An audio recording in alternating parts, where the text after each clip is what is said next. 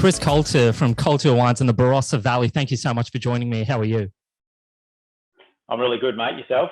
Yeah, really well. Look, it's a really muggy, humid day up in Queensland. Not sure what the weather's like down in the Barossa. Fingers crossed it's delightful, but we're here to talk about wine. So, I'm just delighted to be able to talk to you.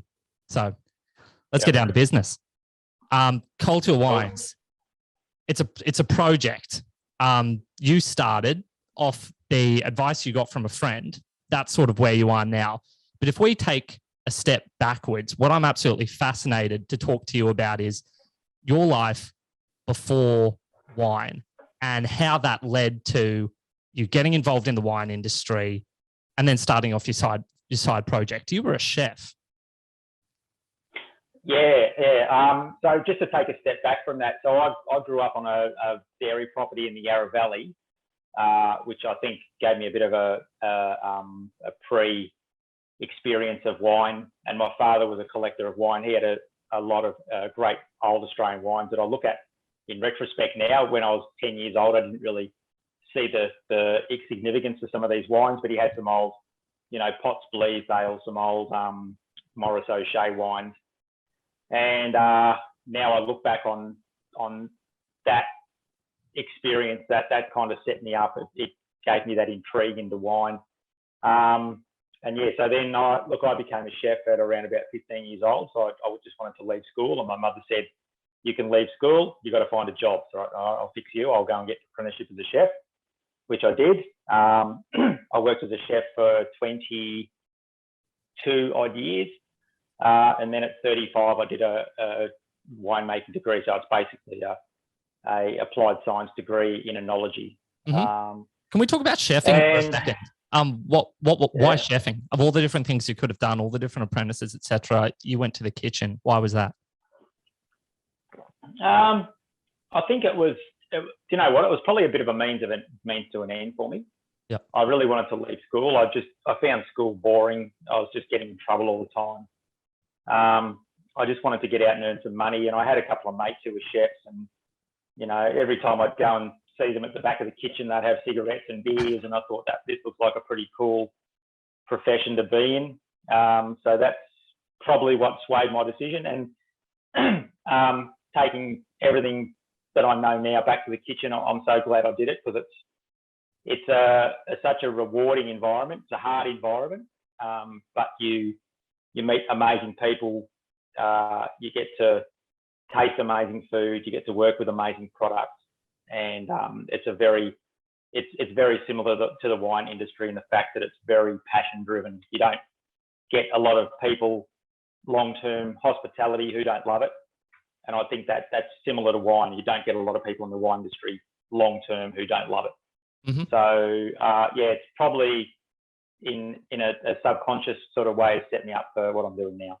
Okay. And you were a chef for 22 odd years. That's a really, really long time.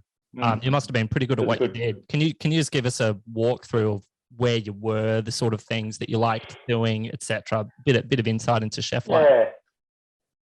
Yeah. Okay. So I started my apprenticeship at 15. I worked for a couple of Italians in Blackburn in Melbourne. And that was a bit of a baptism of fire, because they expected a lot, but on the other side of the coin, so welcoming. Italians, if anyone who's listening has ever worked with them or knows them, they take you in like one of their own.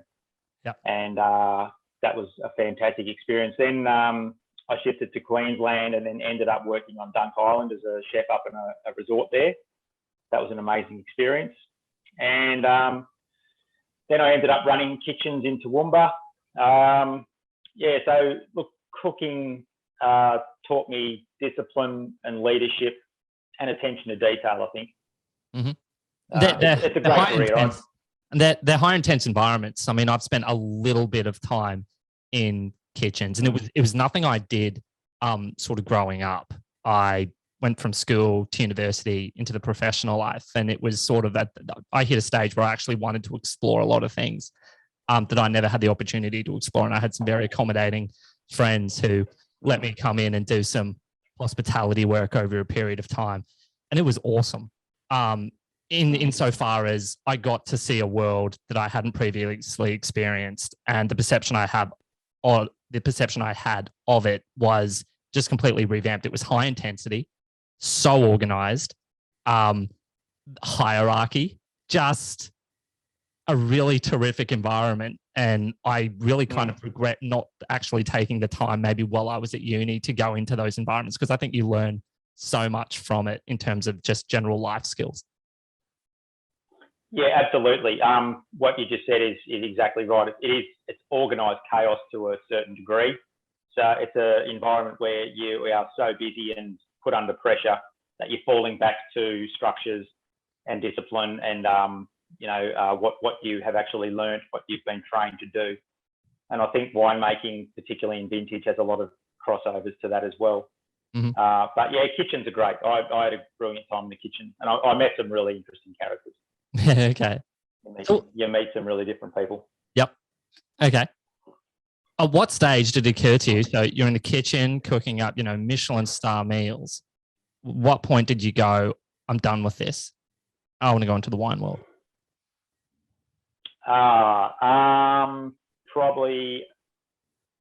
Probably the time I was running kitchens. It would have been around 2005. Mm-hmm. Things were just getting a little bit ahead of me. I wasn't enjoying my work. I was working nights. I was working weekends. And I also got a bit of an interest in wine, got the bug, and did a couple of vintages, and then I was hooked after that. Mm-hmm. And you were at Coldstream Hills, I believe, for a little while. I worked at Coldstream Hills. I worked at Mac Forbes. I worked at De Bortley, Helens Hill in the Yarra Valley. They were the first four places I worked, which were all amazing, and gave me a great insight. Yeah. What was that introduction like? Did you start like at the very, very bottom, coming from a kitchen where you would have been exposed to a wide variety of wines? I imagine you would have had some sort of knowledge going in. But what was it like making that transition from kitchen to, wine world? I actually found it quite easy because coming from a kitchen where you literally just run all day and you don't stop, you don't sit down like a cup of coffee. That's your lunch. So going to a winery where again it's busy, but it's a more methodical approach. You've got a little bit more time to think about what you're doing. And I think that's what I loved about winemaking is coming from an environment where you're always under pressure to perform to an environment where there's still pressure to perform, but you've got more time to analyse what's happening and make a more informed decision about what you do. I think that's what I love about winemaking. Winemaking is literally, for me, about taking all the bits of information and using those to make the right decision. Mm-hmm. Okay. Talk to me about wine school. So there seems to be a very prominent school that a lot of people go through. But what I'm really interested in is people say, you learn to make wine and you learn most things about being a good winemaker in the vineyard. So when you went to wine school, what was that process like? What did you learn there? And how did that vary from the experience you got being, I guess, a cellar rat in those initial phases and then slowly progressing through your career? Yeah, so look, university it's an applied science degree. And that's correct. You do learn most of your winemaking skills in the cellar or in the winery. But what university did for me is teach me to research. And I think that's really important. And reading is one thing, but actually interpreting information that you read is a totally different skill. And I think that's what university gave me. So I left university with a lot more awareness of how to, again, interpret results, get that information in front of you and use it correctly. Mm-hmm. Okay. If that makes sense. Yeah, no, very much. And early days in the wine world, what was it that influenced you most? I mean, it was, you described you had a bug and you've obviously caught that bug. You've taken wine to that next step. You've launched your own project. You're making extraordinarily good wines. What do you think it was in those initial phases that gave you this, I guess you'd call it a positive trajectory? Were there certain people influenced you or opportunities you got? I think it was just a desire to do something really good and live up to my own expectations. I'm a perfectionist by nature, so that has always been part of who I am, and I have to accept that. At times it gets a bit tedious, but I think coming into winemaking and seeing what other people were doing definitely has been a big part of it. I've got a lot of friends that we sit and drink wine together, and we'll sit there and dissect them and argue and, you know, even yell at each other about how we interpret a certain wine. That's the beauty of it. And it's just, again, it's like food. There's no right and wrong answer. Just because you like a wine, that doesn't mean it's a good wine. Yeah. And just because you say you see a certain attribute in a wine doesn't necessarily mean other people will see that. So it's an industry where opinions rage and egos can rage, but you really need to sort of pull yourself back from that and again take it for what it is, and just try to do the best you interpret with what you've been given. Yeah, and can I just jump on that point, because that's not something that I hear an awful lot from people. I mean, everybody, I think it's maybe an elephant in the room. Everybody knows the egos and the big personalities are there, but I guess from my experience in talking to people, a lot of people emphasize the collegiality and the friendliness and the willingness to help out there is in the wine industry. But everybody would know, you know, a winemaker, to my mind, is almost like a magician that makes this incredible product based on the elements that they churn out to people, and people have these ethereal experiences with. And that can result, when you make something that good, that brings that much happiness to people, I can imagine the egos getting inflated. Talk to me a little bit about that. Tell me about the darker side of the wine industry. Okay. Look, I don't think it's the darker side, but there's certainly ego. Yeah. But I think ego is good. It's there's nothing wrong with. I'm trying to think of some more flamboyant characters out there. I won't name any people, but they're certainly around. But I like those people. They're the ones who get in people's faces and they create conversation and they put thoughts into people's heads. The only reason this industry is going from strength to strength at the moment is because people are just pushing those boundaries, particularly in terms of some of the wine styles that are getting around that were maybe losing traction now, but 5 years ago were really gaining a lot of momentum, like more sort of what's the word I'm looking for? Traditional wine styles. I don't want to go and say that word natural, but those wine styles are really pushed boundaries for a lot of people. I'm probably babbling a bit now, but look, I think egos within the industry are really important. But again, there's nothing wrong with pushing your own agenda, but also be receptive to what other people are doing. I think that's really important. And I'm glad you touched on the collegial side of it, because this industry is so tight. Yeah. Some of the guys I know, totally different wine styles to mine, business owners, maybe in competition with me, but in terms of sharing information, the generosity is just amazing. So it's a really cool industry to be in.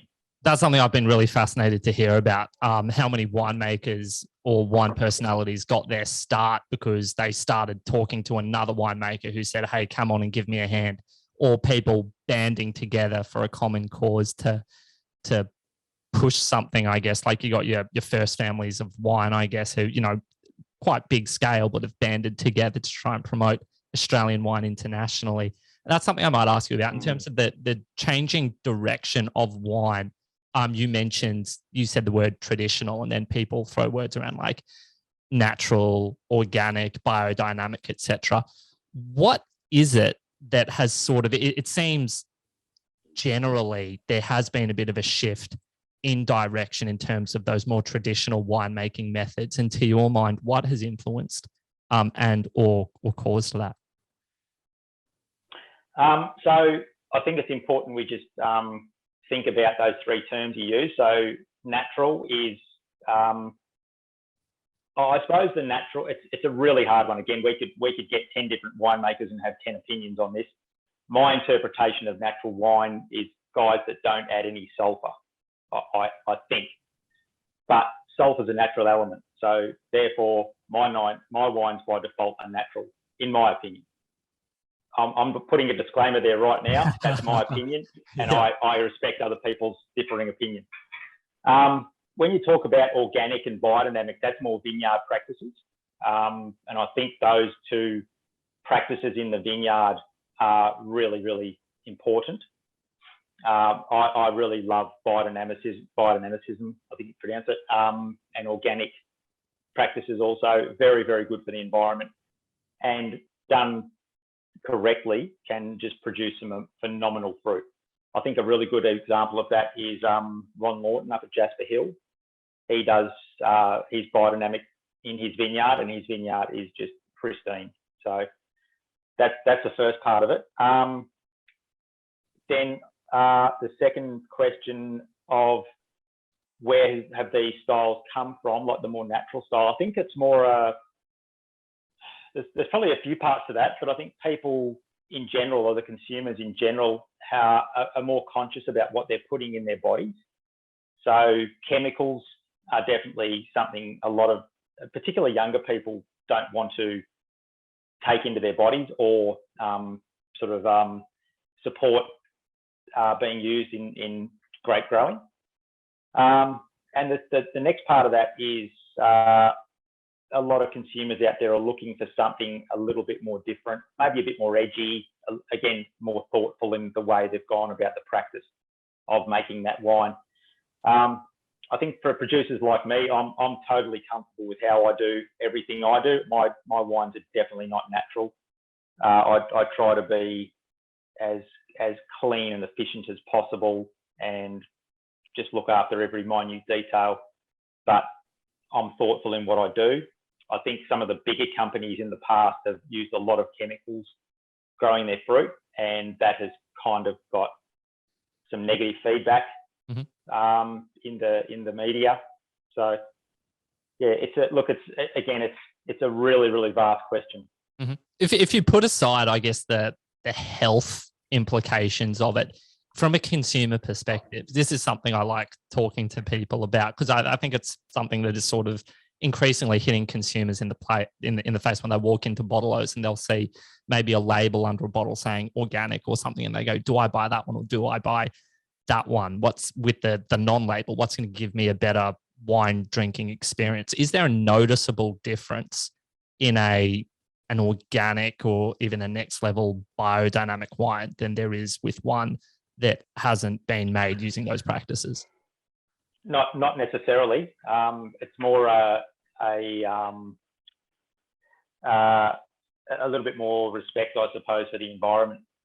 Where organic or biodynamic wines, there's not a lot of chemicals used in the vineyard, but if someone's using heavy chemical sprays in the vineyard, what's the implications for our environment? Mm-hmm. I don't know. I'm not an expert on that, but I think if I was given two wines, a commercial wine that I knew had been sprayed with synthetic chemicals, etc., or an organic wine, I would go the organic wine every day of the week, and that's more just out of having a bit more thought about our environment. So it's sort of it's a philosophy underpinning the wine, kind of. Oh, absolutely, yeah. It's, I think people are aware of this more and more. We are, as a race, are understanding the damage we're doing to our planet, not just through the chemicals we use, but the practices in agriculture, deforestation, all this sort of stuff, and it's more and more in our face. And I look at it as something that I'm not happy we've gone down this path, but there's not a lot I can do about it. I can only play my part. But my kids, my son's 12 and my daughter's 9, they're highly aware of what man is doing to this planet. And I don't know if they will do anything in their lives, but I think their kids will. So I'm probably getting a little bit philosophical now, but this is very important to me. I think we, as a race, we really need to wake up and look after what we're doing to our planet and be aware of our practices on the earth and the soil and Okay. the environment. Yep. Because there does seem to be a massive, almost holistic movement in the wine industry and awareness of these things. And there seem to be more and more people sort of changing the directions in favor of those more traditional making methods. Can we talk about Coulter Wines? Yeah. So Yep.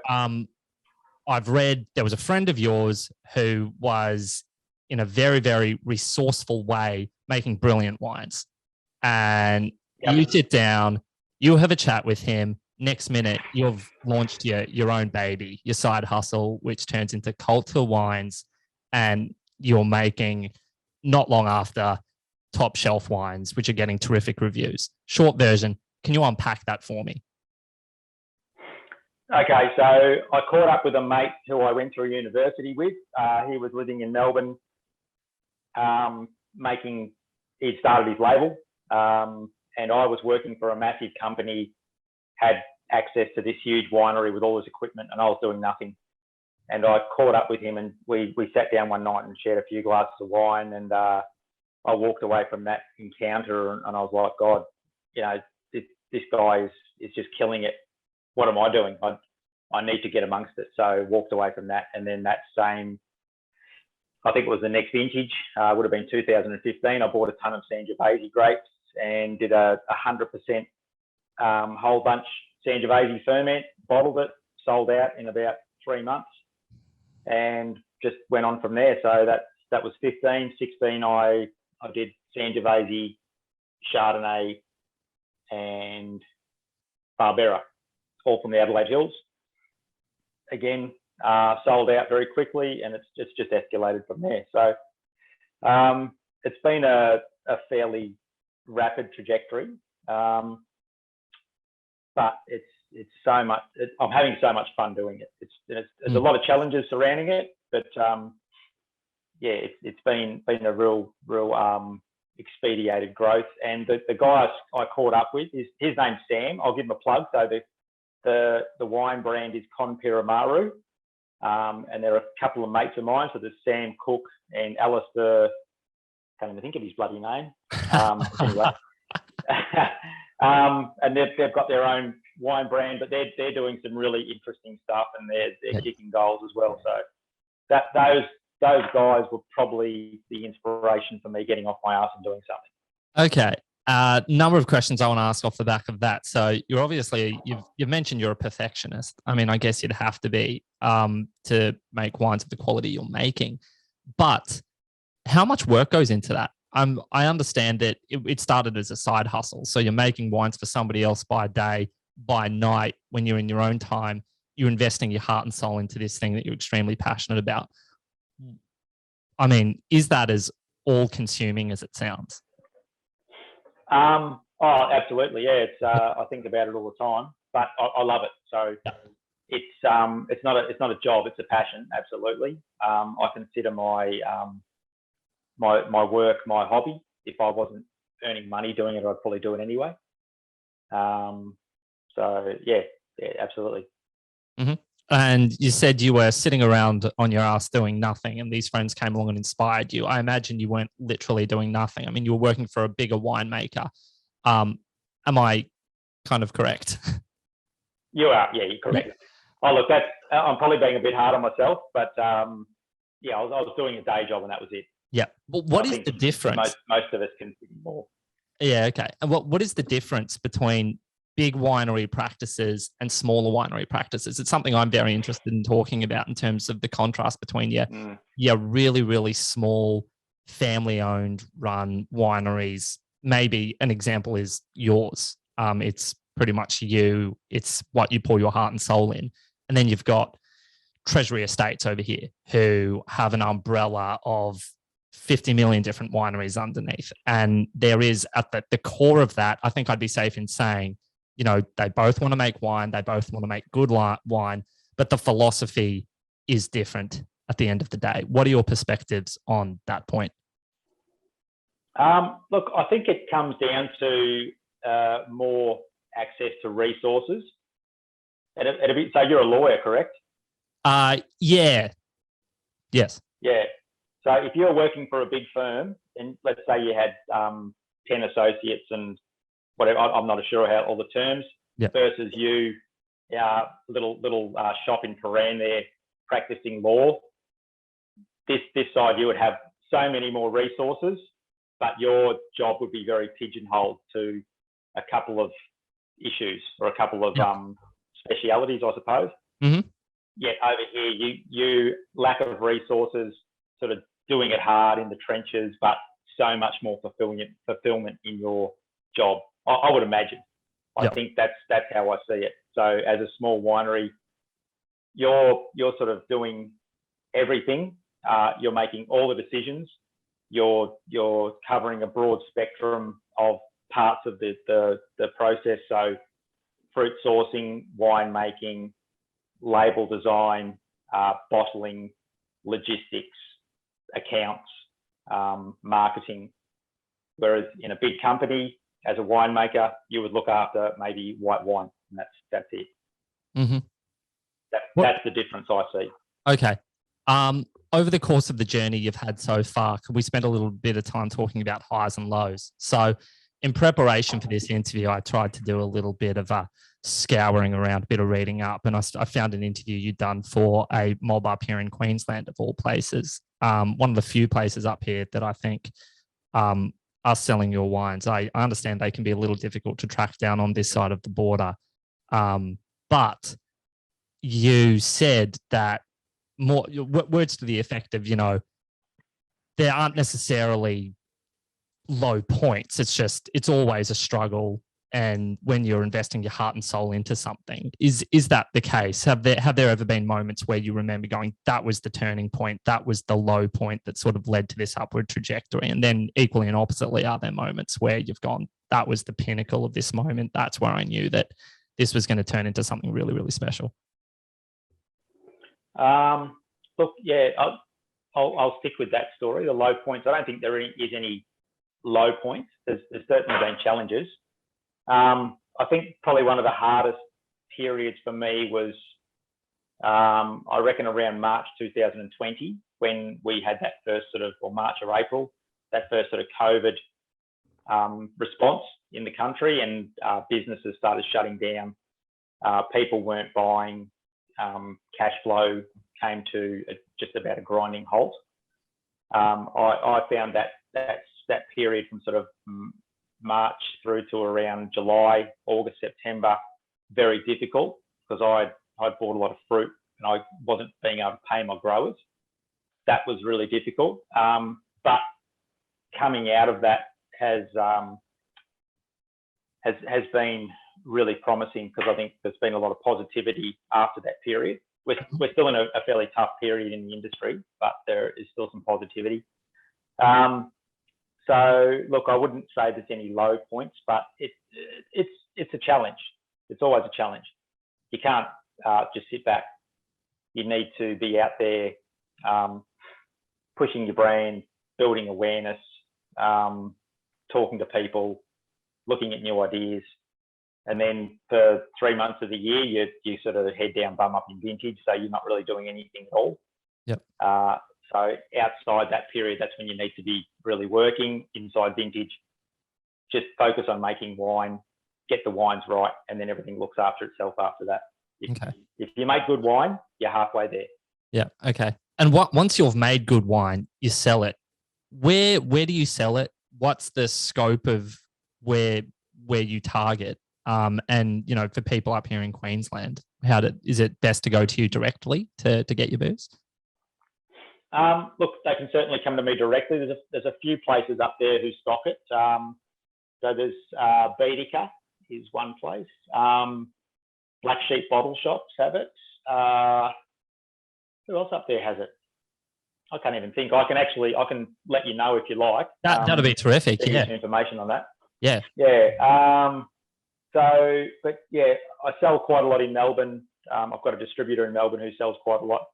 I've got a distributor in South Australia, one in Western Australia, and I also sell a little bit in the UK and occasionally a little bit into Singapore. And then, just around the country, I'll get a little bit of traction through the website. do wine shows. So it might go to like a tasting event, say they a cellar door fest or urban wine walk, and you've got an opportunity to sell to people directly. So yeah, sales are tough. It's hard to sell wine, but the more sales you get, the more brand awareness you get, the easier it becomes. But I wouldn't say it's easy. Mm-hmm. And in a market with an increasing number of wineries, how do you distinguish yourself from everybody else? Is that just attention to detail in terms of the quality of the product you churn out? Reputation, what goes into that? I mean, that's probably I'm not sure it could be a stupid question, but I thought I'd ask it anyway. Yeah. Look, I think the baseline level you have to hit is wine has to be good and the packaging has to be appealing. You get those two things right, then you can start sort of building on that. And yeah, reputation is certainly part of it. Awareness, that saying you can't sell a secret, and that's so true. And it's exposure, just getting your wines out there. The more people talking about it, the more people drinking the wines, the more bottle shops they're in. That will create an exponential growth in sales. Mm-hmm. So speaking of, I guess, sales and marketing, etc., I had a lot of fun on your website. I thought it was terrific, very educational, really gave succinct descriptions of all the different wines and what goes into them, your story, your philosophy. What I wanted to do was just devote a couple of minutes to wine education, because the summary of what you do, there were some key terms there that I thought would be really interesting to just take a moment and unpack, both for my own education and the listeners, because it's kind of what makes wine sound mysterious and highfalutin, but then an understanding of that can make you really appreciate what is going on in the bottle, what went into making that wine, and therefore enhance your consumer experience. But if I can just hit two terms to start with: small batch and minimal intervention. What does that mean? Okay. And what influence does that, what impact does that have on the wine that you're making? Okay, so with a small batch, there's more focus on that actual batch. You're handling it with more care. So in terms of your fermentation, you're keeping a really close eye on your nutrient level and your temperature and the behavior of the ferment. You've got the opportunity to hand plunge it. So that's really gentle on the what's the word I'm looking for? So you know about your cap. So you try to keep your cap cool, because your cap is where all your berries sit. As the ferment's going along, all the heat comes to the top, so you can submerge that cap. So it's a very gentle extraction method. Basket pressing is really important for reds. So again, a basket press versus a bag press is a lot more gentle. And just being more hands-on and seeing what's happening with the wine in real time. Don't get me wrong, you can make great wines from larger batches, but they do tend to get thrashed around a little bit, so they get pumped around. Small batch, you can basket press, gravity feed, just all very gentle on the wine. The second, minimal intervention. So I've actually changed my ethos on that. It's still minimal intervention, but maximum attention. So let's not intervene if we don't have to, but let's pay 100% attention to what we're doing. Yep. That's the goalpost. Sometimes that doesn't work out. Sometimes it's some intervention and less attention if you're busy, but that's the ethos. Minimal intervention. So let's not do anything if we don't have to. Let's look after it. Let the ferment be happy in itself, and we intervene if and when we have to. But let's pay maximum attention to what's going on, temperature, the way we plunge it, any nutrients we need to add to that. That's how we work. Mm-hmm. It's a really interesting idea to talk about, because minimal intervention, I guess wine is one of those few products where I guess if you take grapes and just stick them in a bucket and leave it long enough, the wine may not be good, but there's going to be a natural fermentation process that takes place, and wine is it's a very natural process, whereas other things that might take place in a kitchen, minimal intervention might result in something sort of completely different. So just from a consumer standpoint, is there a positive element to minimal intervention but maximum attention winemaking? Oh, absolutely. So the wine's not being moved around and played with as much. So if you've got, I'm trying to think of a good example. So Pinot Noir is a great example. It doesn't like to be moved. So if you've got, let's say we've got 8 barrels of Pinot Noir and you want to pump them into a tank to get a ferment restarted if it's got stuck. So ferments get stuck. Sometimes the yeast because you've got natural yeast in there, the yeast putters out. You need to get that into a tank and do something to it. So get a restart happening. That movement from barrel to tank and back to barrel is not good for the wine. The more you move it, the more finesse you take out of the wine. So all the best wines I've made have had 0 movements. And when you do move it by gravity. So when I talk about minimal intervention, yes, I want that Pinot Noir in barrel to go through ferment and not have to do anything to it. So that's the philosophy behind that. So minimal intervention, yes, will make a better wine. Okay. You also have, I guess, a focus on creating regionality and varietally expressive wines. So could we just take a moment, talk a little bit about where you are and the factors you have to take into account in terms of making wines where you are, and then what you make, the varieties you make, and your thoughts on those, why you chose those varieties. Mm-hmm. So what you want to know about the regional characteristics of the wines I make and why I make the varieties I make? Mm-hmm. Yep. Okay, so look, I live in the Barossa, but the brand comes out of the Adelaide Hills. And the reason I chose the Adelaide Hills to start making wines, it just reminds me of the Yarra Valley, so cooler climate. Very similar varieties to what you'd see in the Yarra, so, Chardonnay, Pinot Noir. I also do a Barbera, Tempranillo, and a Gamay out of the Adelaide Hills. So Adelaide Hills, more acid retention, more sort of precision on in the fruit. The varieties I work with, Chardonnay would be the favourite. So I make an Adelaide Hills Chardonnay, which is barrel fermented. That's just a great wine to work with. I love making that wine. So it comes in as whole bunch, just press it and put it straight into barrel as dirty juice and just let the ferment kick off. So when I run that juice to barrel, it looks like dam water. It's brown. And the first time I ever did that technique, because I'd been told about that technique by a guy I worked with, and he said, yeah, that's fine. It works. And the first time I did it, I ran it to barrel and I saw the color of it. And I was like, my God, what has happened? It was like brown muddy water. Took about 2 or 3 days to kick off in barrel and started ferment, ripped through ferment in barrel, topped it, added sulfur, and the resultant wine, I think, got a 96 off Halliday. So that's the kind of results I've been getting. And I've been taking that fruit from the same vineyard every year. So the vineyard's called Rathmine. It's out of the Chunga. It's a Bernard 76 clone. So it's a Chardonnay clone, quite small berries, unbelievable acid retention, beautiful fruit flavors. So that's a really exciting wine to make. The Pinot Noir, Pinot's a bastard to make, actually. It's a really hard variety to get right.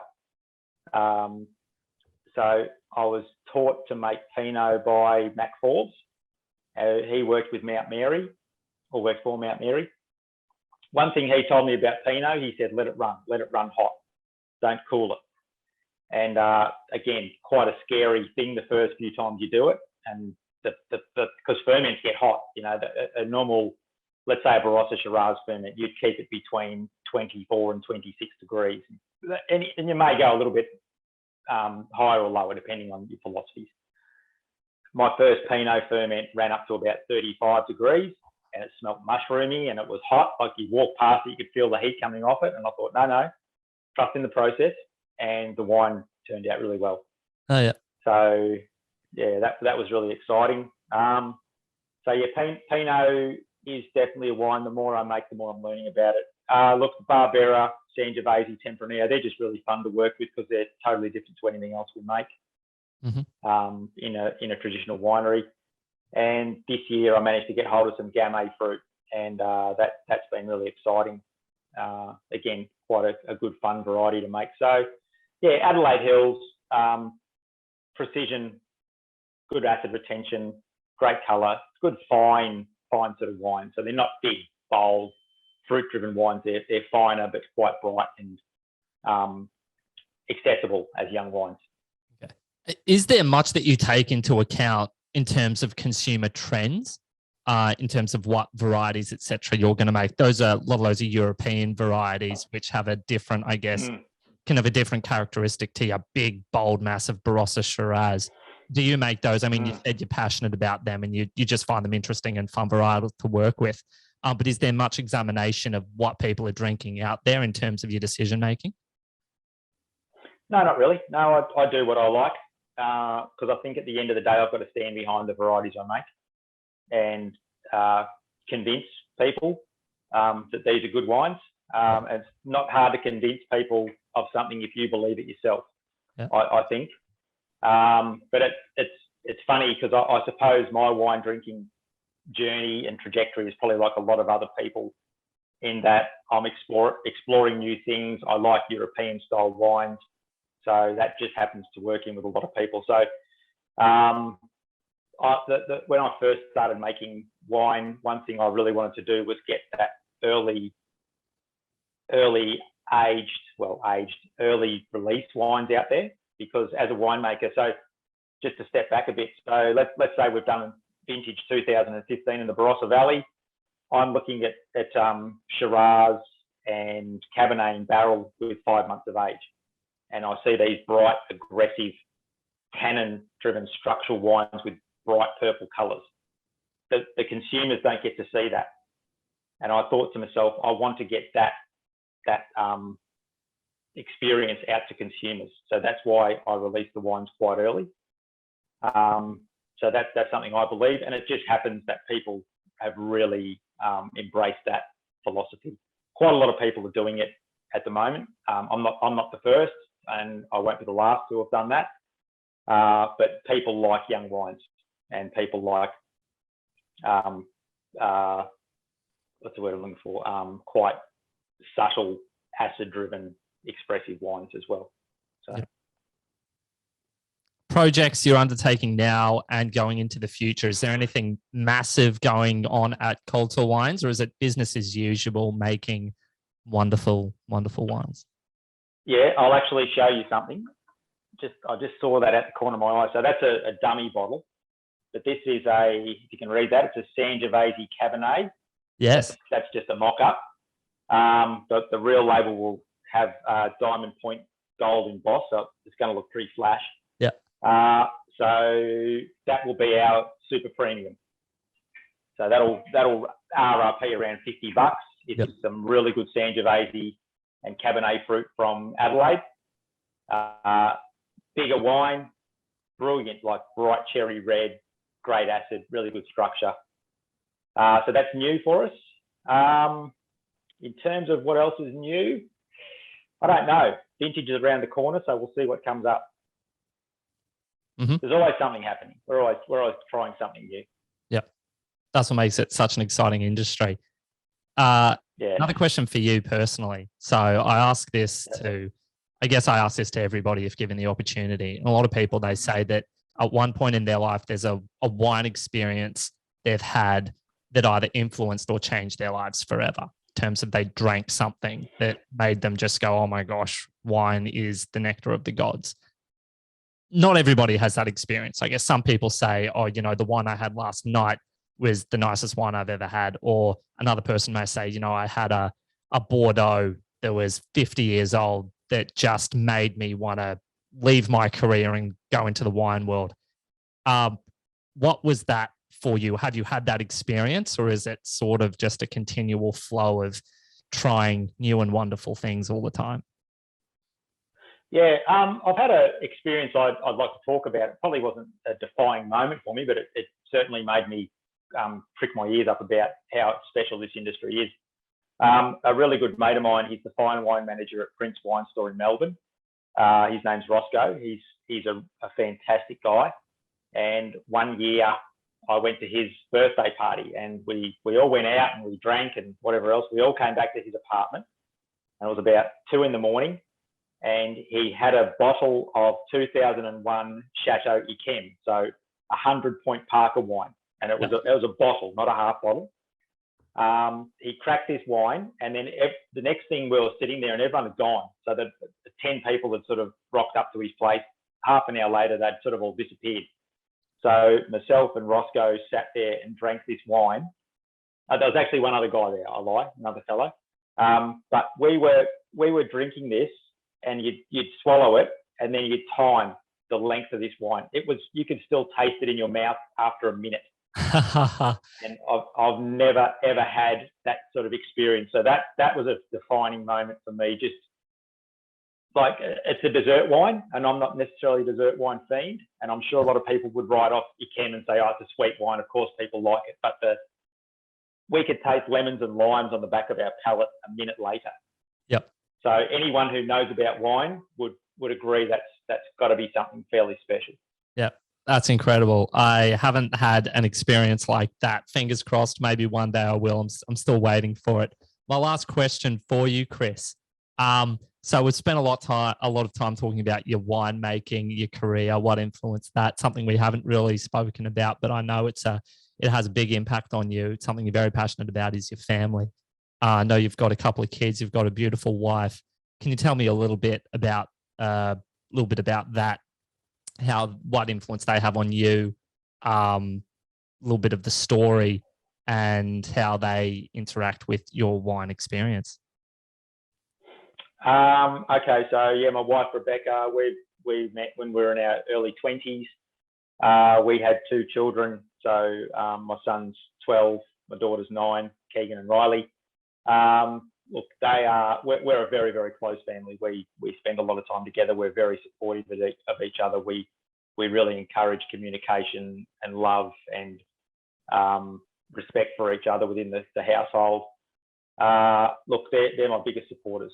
Yeah, it doesn't matter what's going on. If I've done good or done bad, they're very supportive of what I do.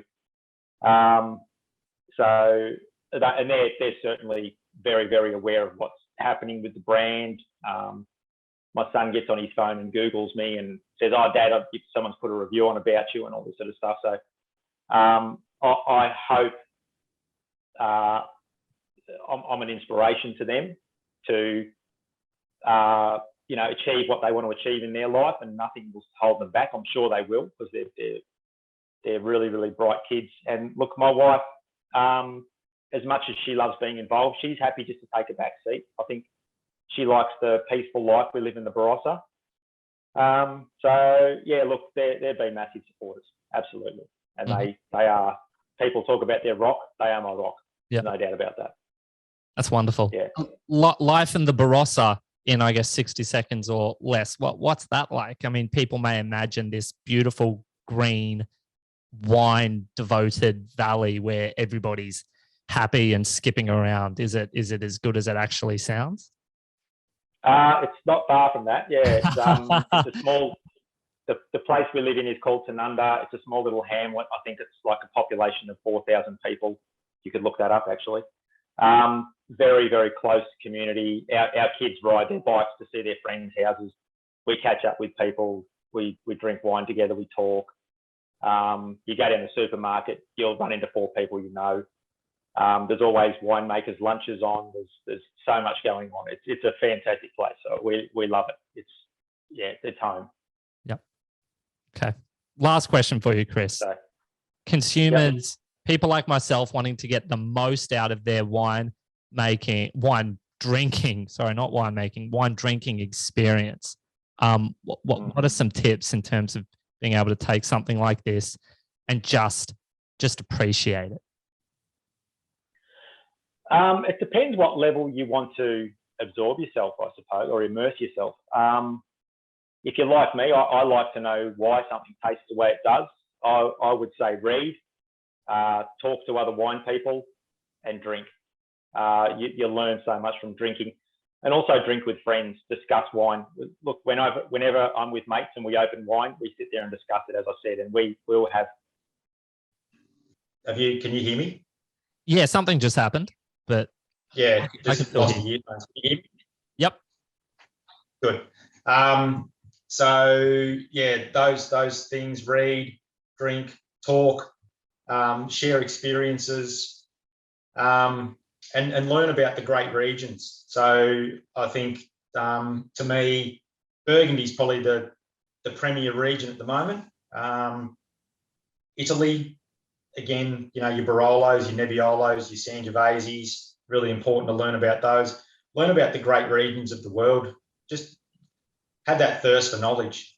It's I think you're probably similar to me, Tom. It's not a hard thing for me to go and find out about wine because it's my passion. I'll happily sit back on a Sunday afternoon and read about wine because I enjoy it.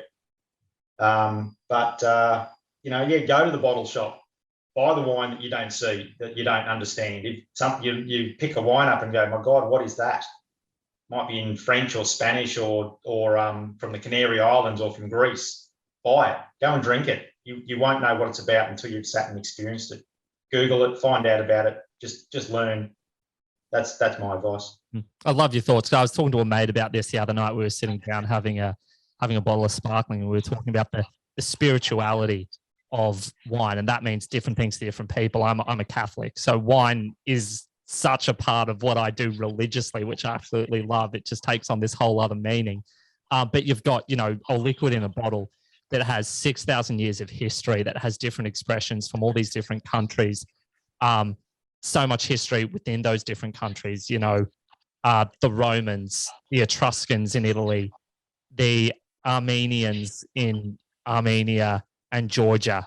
And it's this one liquid that you can sit there with somebody that's close to you, and you don't have to say a word, but you can have a magical evening all over something in a bottle. I mean, I love beer, but I don't feel like I can actually do that with beer. I'm not sure whether that makes me weird. But it's also, as you said, I think it's just that thirst for knowledge. It's a cultural experience brought to you by a drink. How doesn't get better than that to me? Yeah. What are you drinking there, by the way? This is Balmain Riesling, Pemberton, Western Australia, off dry. Okay. It's quite nice. It's quite off dry. So I grabbed it in the fridge on the way down. I thought I've got to have a drink while I'm talking with Chris, and it's got a bit of an edge to it. Sort of honeysuckle, quite citrusy. I'd had it before. Maybe the honeysuckleness, etc., caught me a little bit off guard. It's quite off dry, but it's a lovely, lovely drop. And, I think it would go really well with some Thai or something like that. But lovely. I'll enjoy it. Yeah. Well, Riesling's good. Yeah, love Riesling. One of my favorites going around at the moment. But also exploring those exotic varietals. So, and I really look forward to getting around some of the stuff you're doing. So really appreciate your time today. No worries. Thank you, Tom. Great to talk, mate. No, I really appreciate it. Chris Coulter from the Barossa is somebody who believes in crafting magical wines with minimal intervention, but maximum attention. Chris, thanks so much again. Okay. Thanks, Tom.